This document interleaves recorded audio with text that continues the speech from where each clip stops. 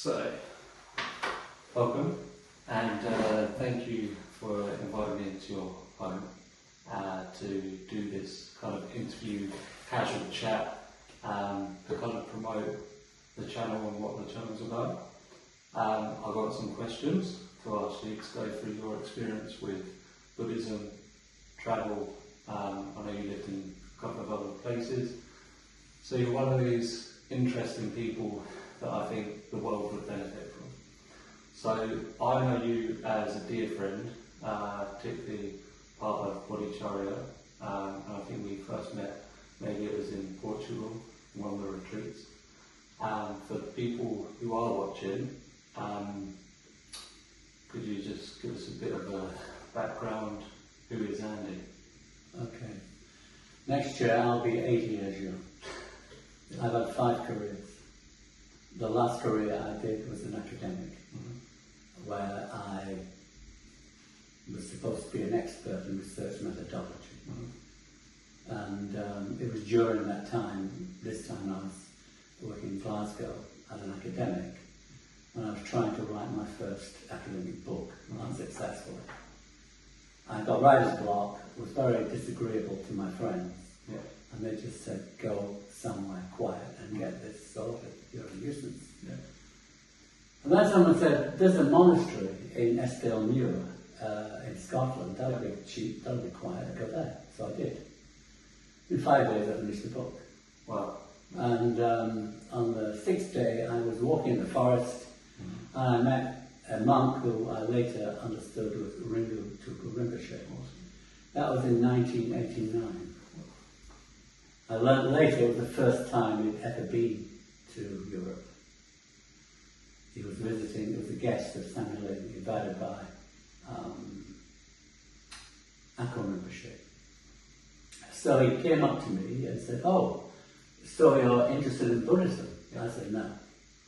He said, well, why are you here?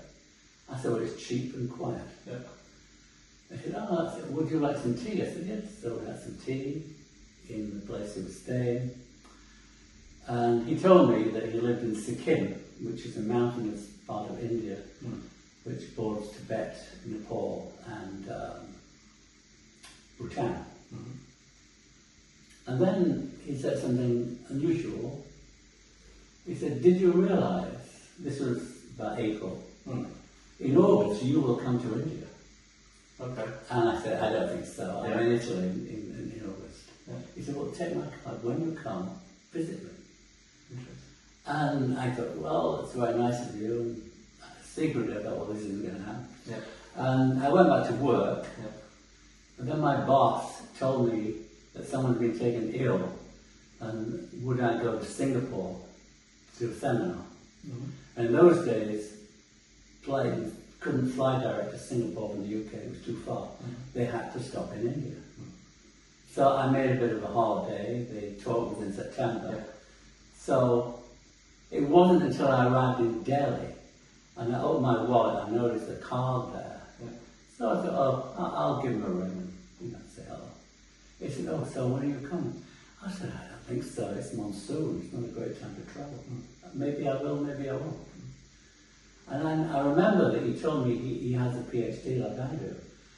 And he studied at Varanasi University, which is next to the Taj Mahal, where I was going to go anyway. So I went to the university, and I said, who is this Rinpoche guy? And he said, oh, a very good student. I said, well, really? Show me his thesis. It was written in English. It was about the Rinpoche movement in Tibet.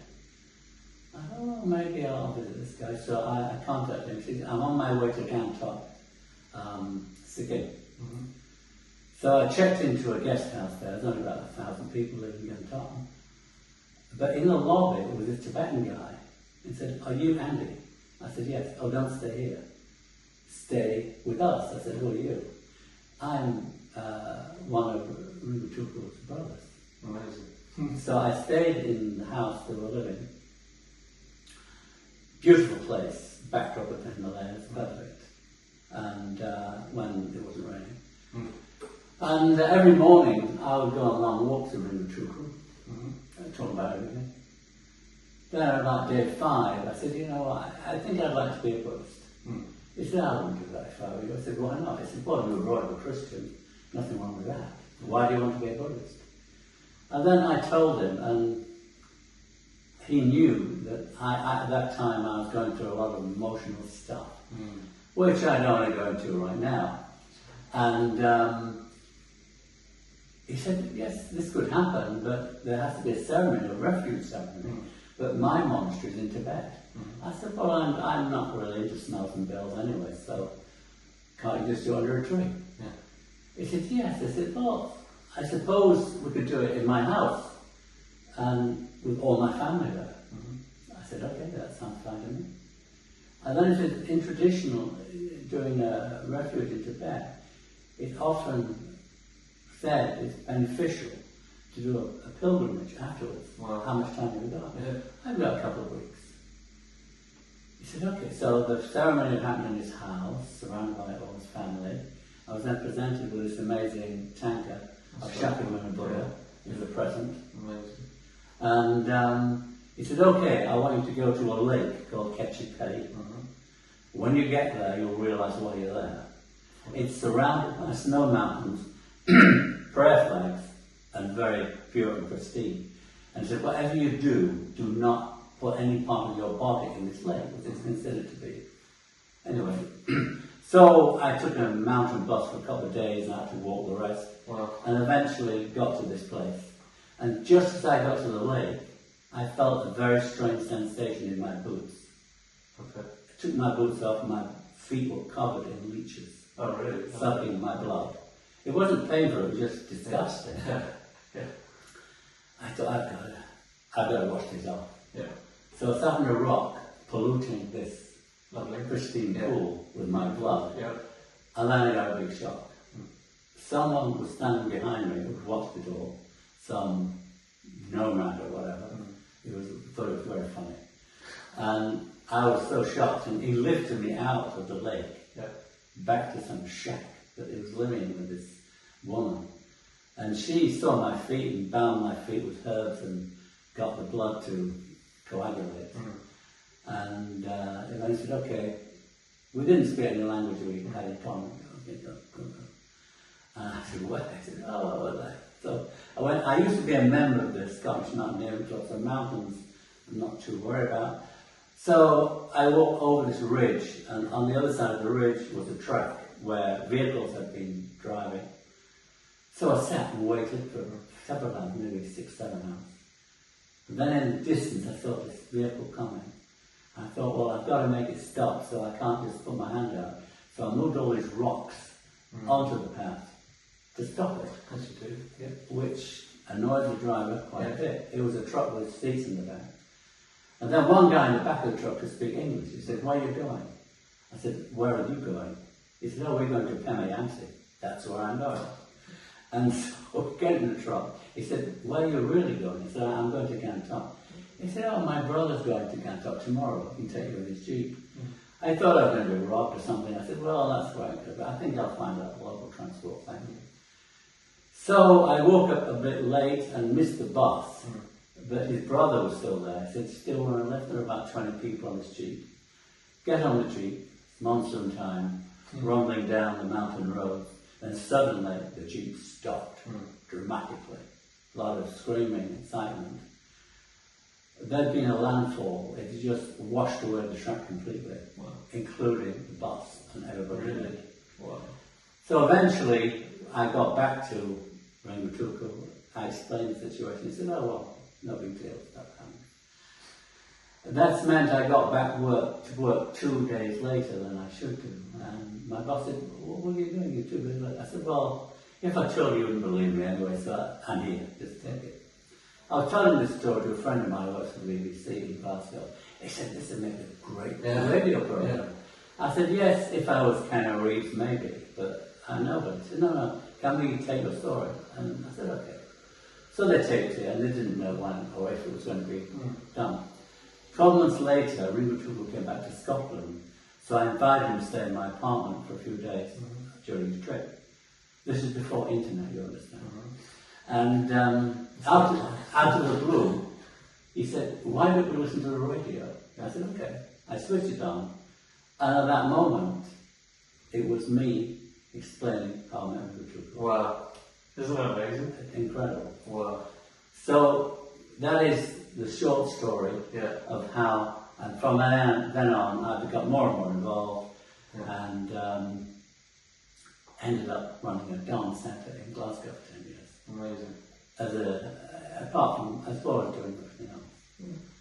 So that's the short version. Thank you very much.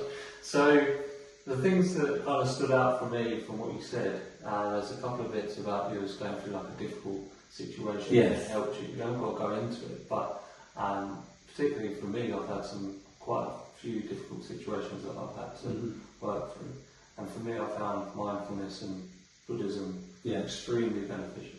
Obviously, you talk about suffering a lot in Buddhism, and also seeing it for what it is. And for me, I've approached different situations with compassion rather than being filled full of rage and anger and stuff like that.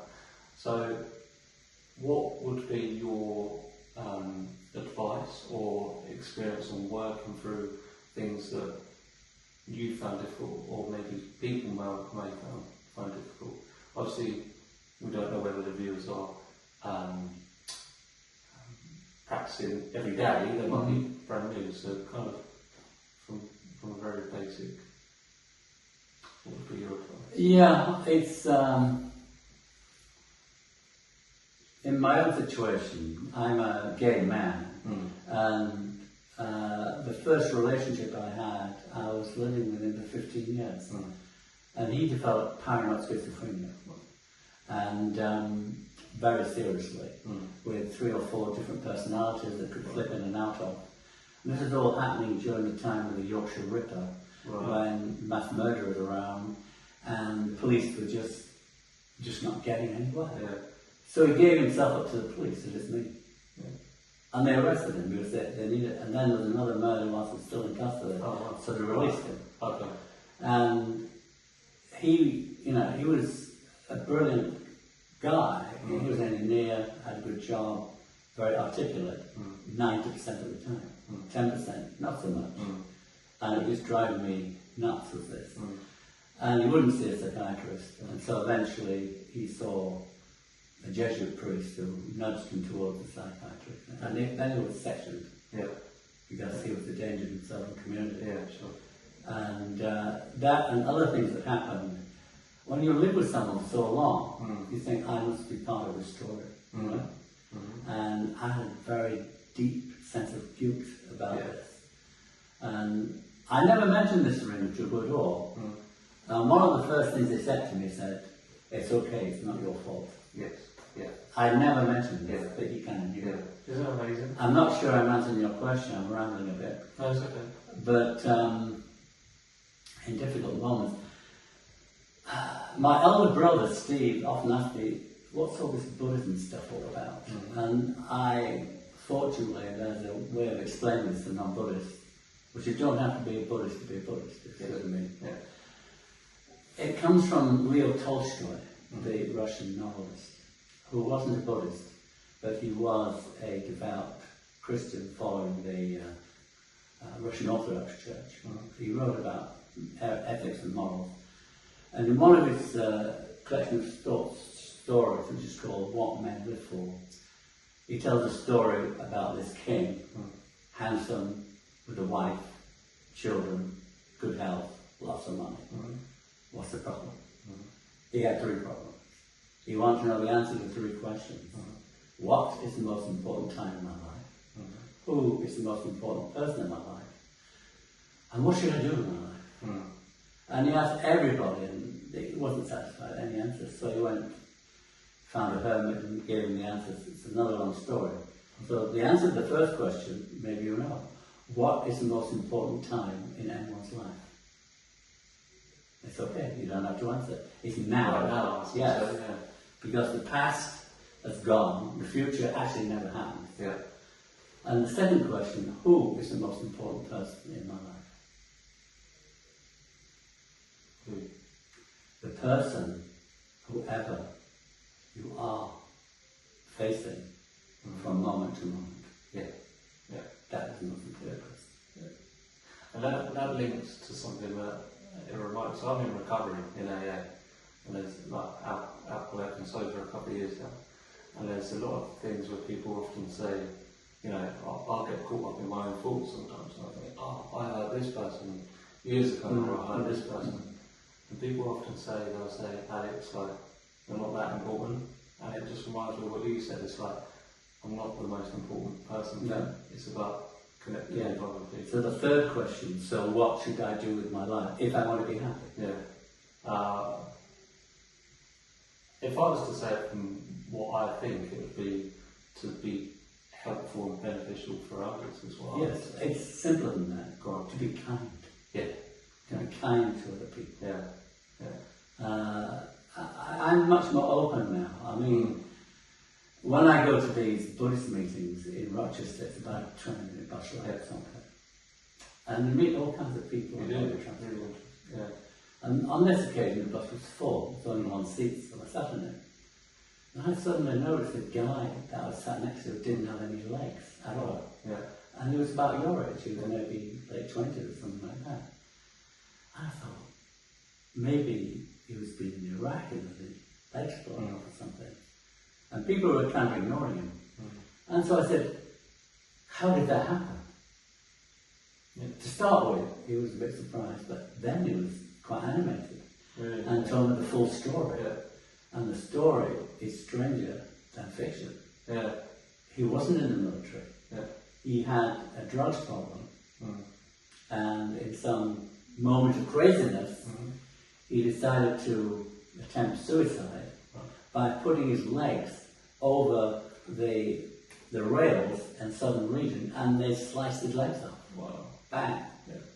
And he then was unconscious and massive recovery, blah blah blah. And he said, "This is the best thing that's ever happened to me." Really? I said, "How could that possibly be?" Yeah.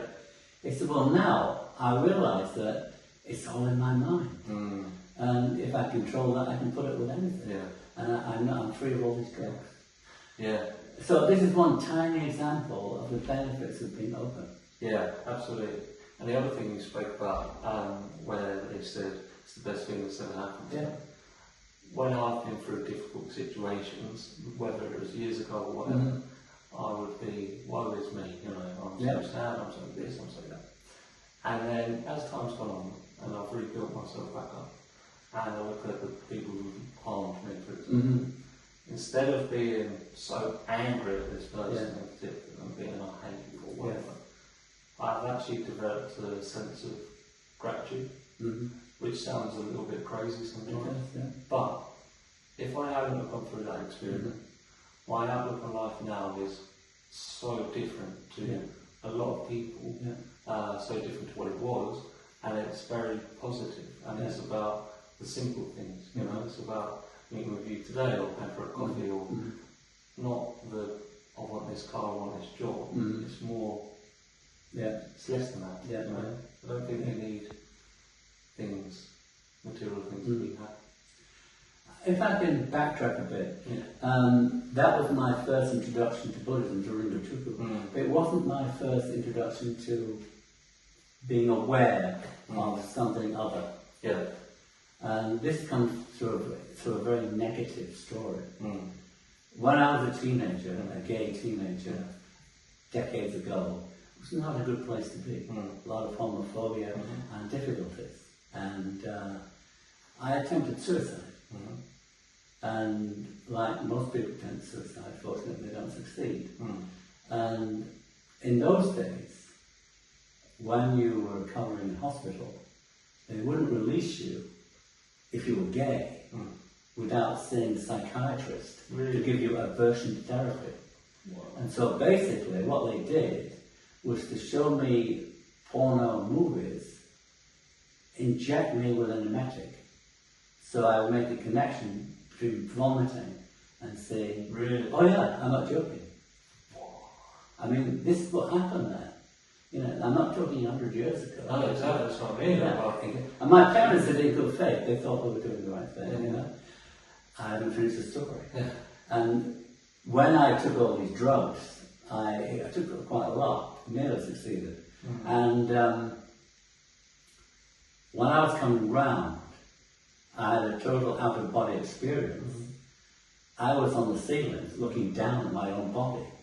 Wow. And I remember it because there was a Sikh doctor and nurses looking very worried about whether I was going to pull through or not. And then, an amazing thing happened. There was a kind of whiteout.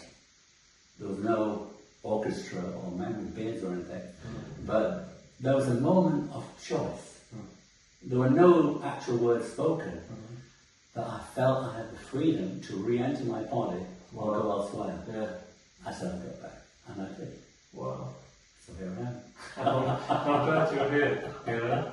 And what an experience But that is. that's a very negative thing, proving that this can be also positive. I'm not suggesting that people do this. No, yeah. I mean, it's giving hope, isn't it? as a matter of fact, you know, that 5% of people in the UK are gay. 20% of those people try to commit suicide. Wow. In their teens. Yeah. Only 1% succeed. So that's interesting statistic. Yeah. It's shocking. But I digress. Thank you.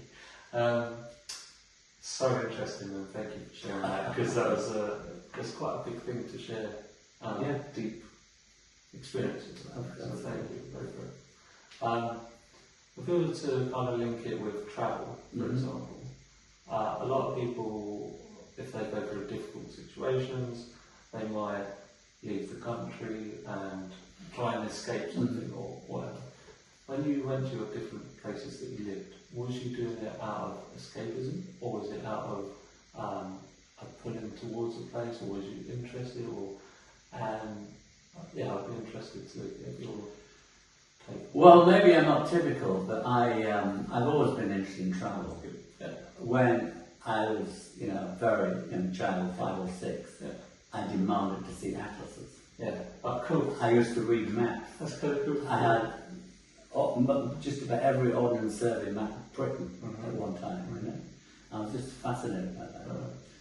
And so, again, when I was 18, I was a bit rebellious and announced to my parents that I was going to go on a ship and travel to the Canary Islands from Liverpool to Tenerife. How old was you, sorry? 18. 18, yes, quite. And it was in midwinter. Yeah. So the Bay of Biscay and the Atlantic are pretty unfriendly. And I actually went with the boy next door. He wasn't gay or anything, just he wanted to come along. He was vomiting most of the time. But I found it very exciting because I found it exhilarating. It was like going over a moving landscape. Yeah. The ship was only 8,000 tons. With 5 passengers and the rest was cargo. Wow. It took about 12 days. Wow. Just through all this weather. And I thought it was just fantastic. This is incredible. And that planted a seed for later when I became a cadet and officer in Cunard, a shipping company. Wow, that's so cool. But why am I saying this? I'm not sure. I think that I also learned when I was a mountaineer that fear and acceleration are very close together. And if you can flip it from fear to acceleration, it becomes manageable. But I think the most important thing is not what happens or where you travel or where you don't travel, is how you deal with it. Yeah. And I retired early in Thailand, lived there 25 years. But even though I had proper credentials, I was a non-immigrant, retired alien. I had all the papers, everything was above board. I still had to go to the Department of Immigration once every 12 months. And that was 30 miles out of Bangkok. You had to get there at 6 in the morning and wait 2 hours for the doors to open and spend the whole day being asked questions they already knew the answers to, I thought, oh my God, it's happening again. And after about 5 years of this, I've got to have a new way of dealing with this.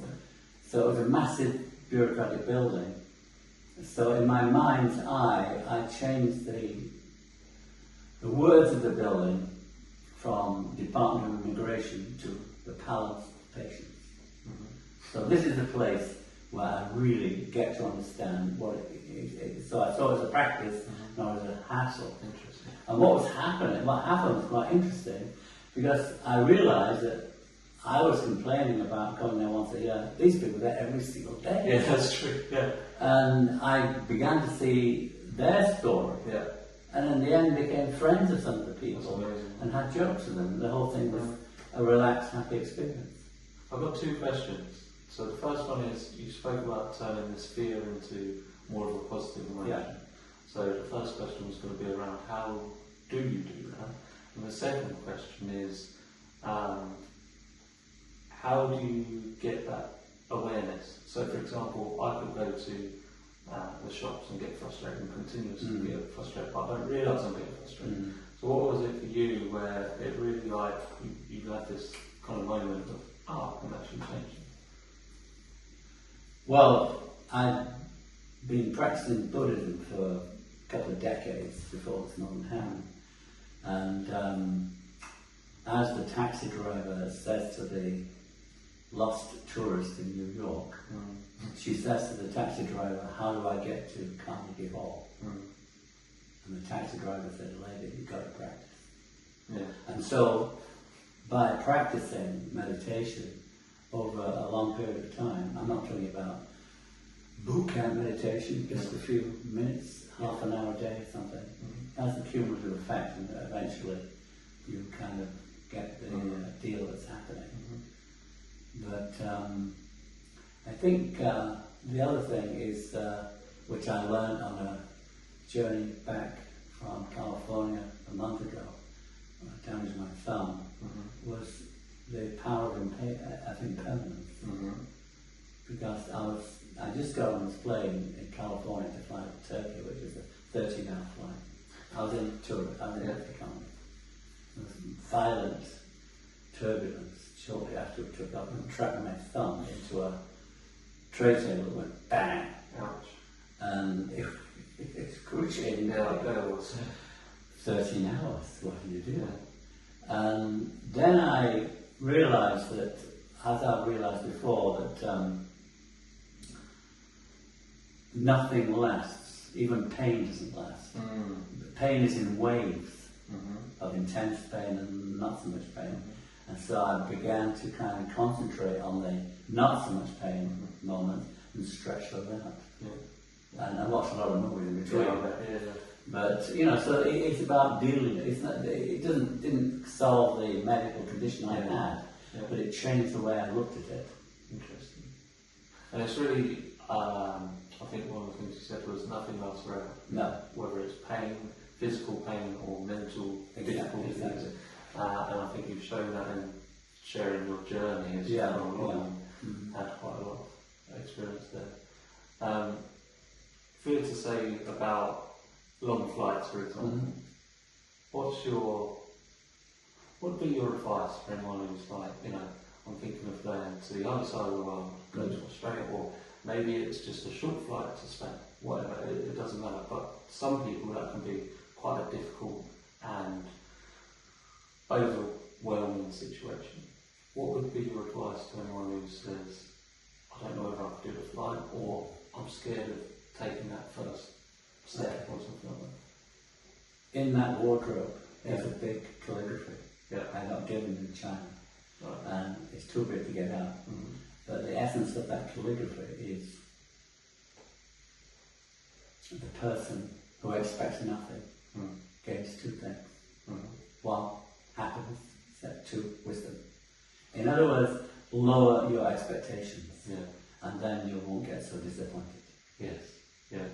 So it's just Airbus, the company, they've got a great name, it's a bus in the air. It's not some magic carpet. And so, whatever you like to do, I mean, there are practical things. The first thing is to kill jet lag.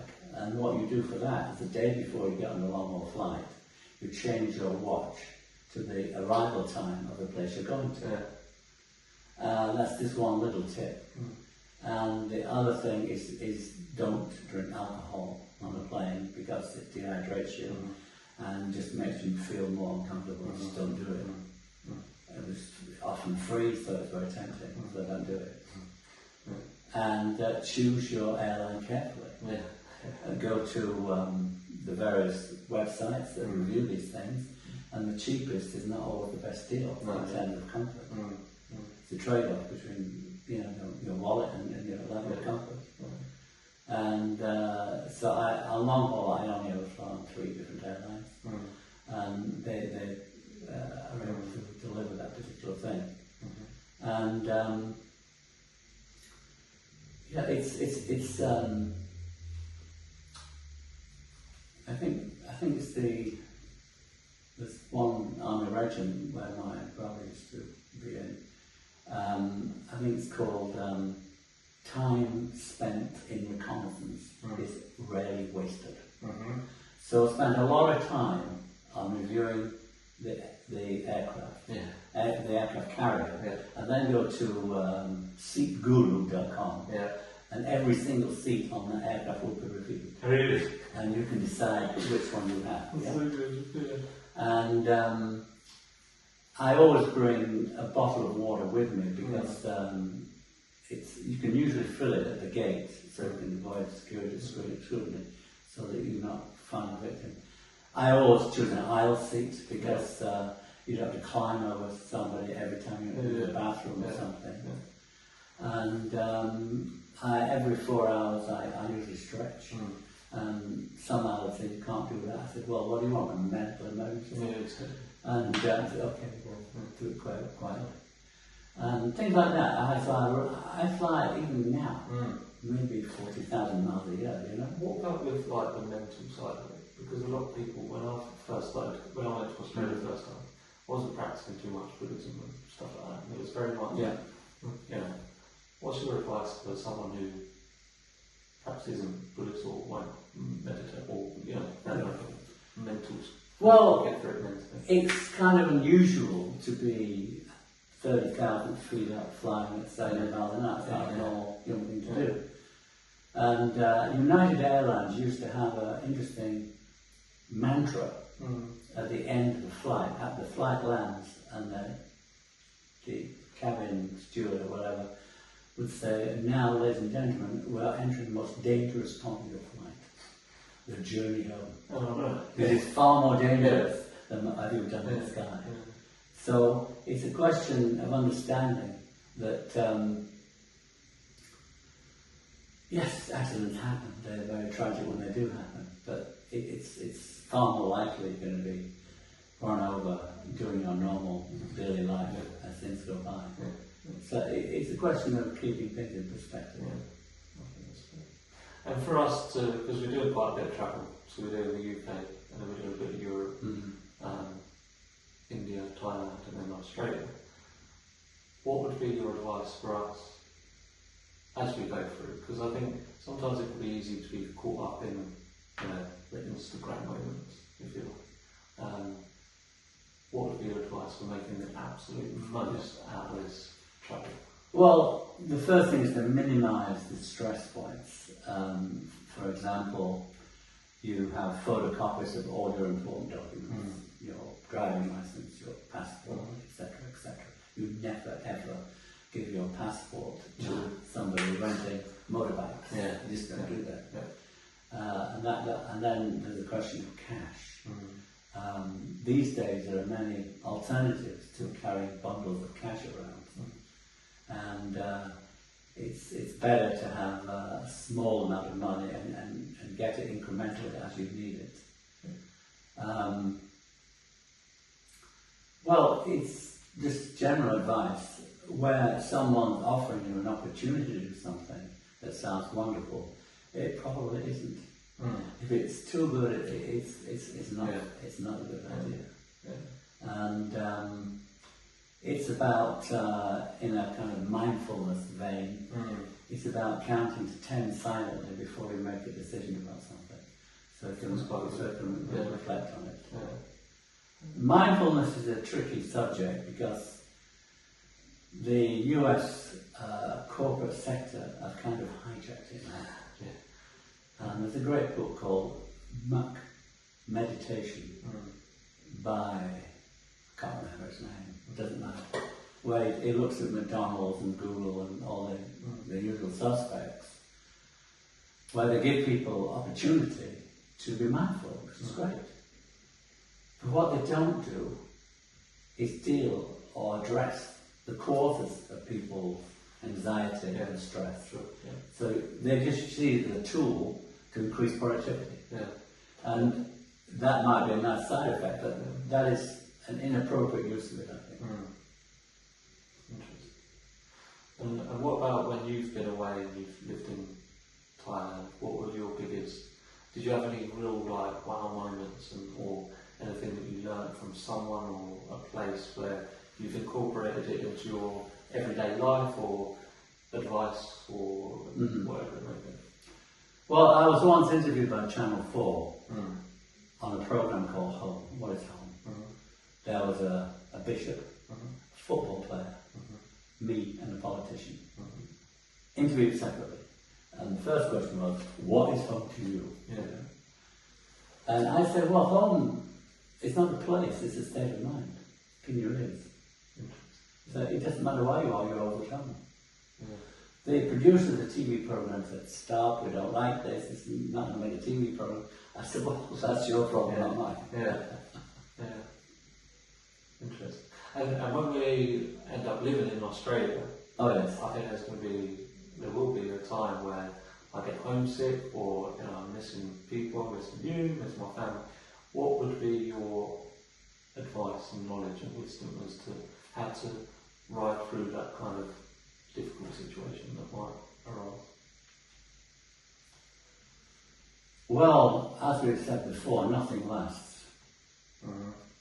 And this too will pass.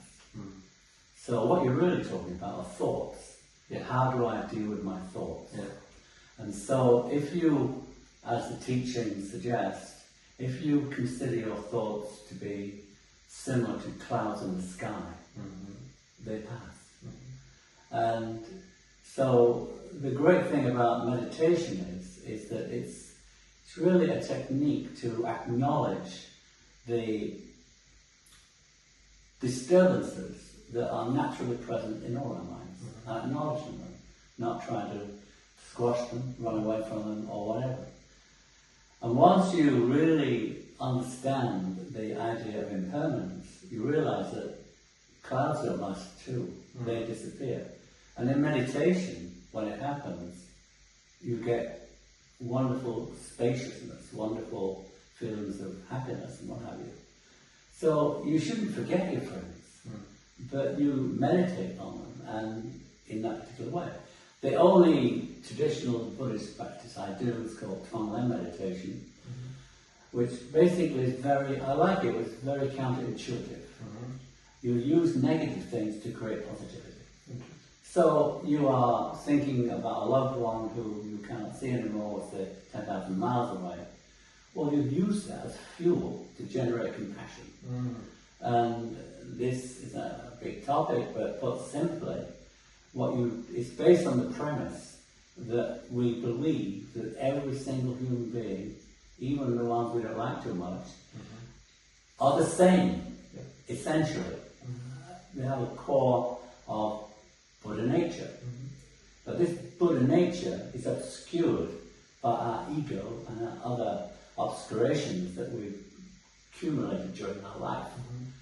So you use the unpleasant thoughts that might be present in your loved one and near ones, you transform it into hot, acrid black smoke, you inhale it, and then you let it attack your ego. And then the ego cracks and white light radiates in all directions. But that's just a very quick and dirty explanation, it's not the full thing at all. But, and you don't need to know Tibetan to do that, in Tibetan language, you don't want a bus, you don't have to be on a cushion.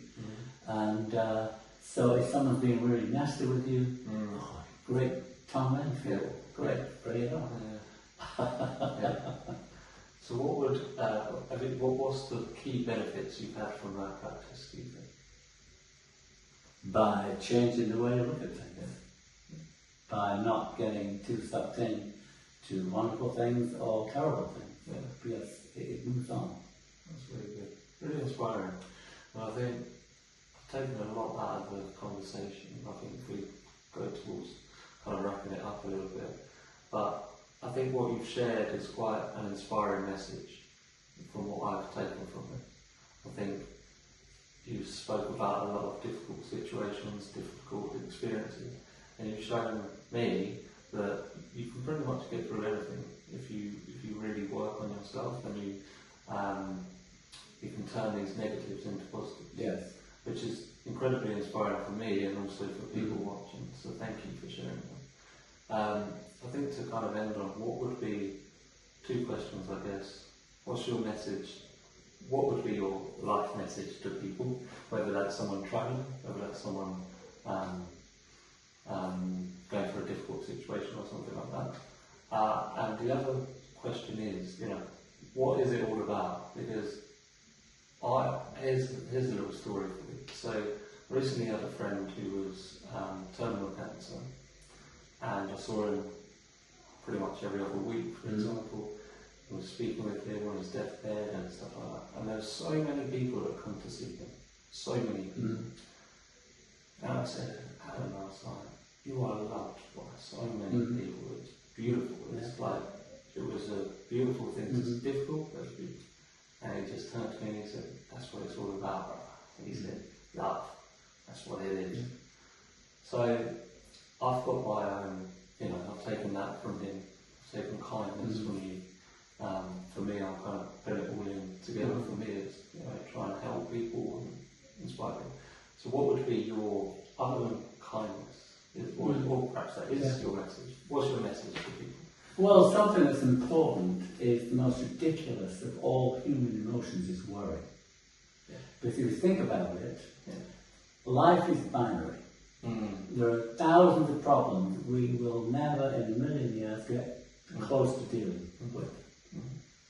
And there are a tiny number of things we can actually affect. Concentrate only on those things that you can actually affect. And let the others just go away. Let go. Let go.